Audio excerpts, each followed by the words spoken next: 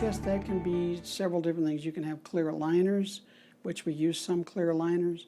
You can get clear brackets, which aren't totally invisible. And then there are lingual appliances that are usually cast gold brackets that go on the inside of the teeth. And the ones that are on the inside, I think would be pretty hard to get used to. I hear stories of people that get them and then they want them off within a week because they just really have a hard time tolerating them. So that, to be truly invisible, you have to go on the inside of the teeth, and your tongue has a huge adaptation that they need to make.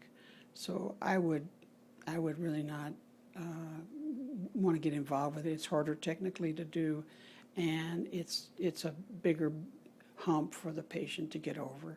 But I mean, airline stewardesses and movie stars and people like that, they are willing to do that, to be able to accomplish that end. So, but invisible braces, most of the time people are referring to clear aligners, and they are effective on more minor movement, not for major movement. You really need some sort of fixed appliances, clear braces or metal braces to be able to accomplish that. And the type of metal braces that we use for 90% of the people are self-ligating bracket, which means they have a door.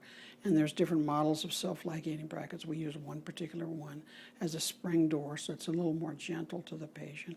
And I personally have found that treatment times have gone down to in the 15 to 18 month range, whereas when we use traditional braces, when I practiced in Texas, it was more like 24 to 26 months. So, I think that's partially a function of the actual bracket and the tolerances built into it being superior. And I also think it has to do with the wires. But because the wires are high-tech and they are more gentle and they do move teeth for a longer time period.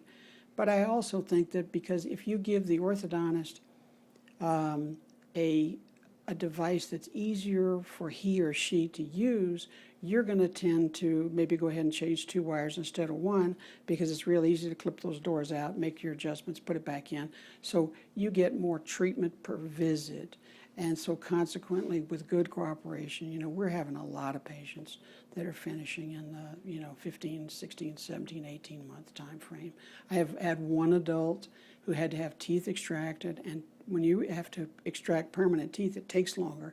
We only request extraction of permanent teeth on probably less than 5% of the people, which is really pretty low.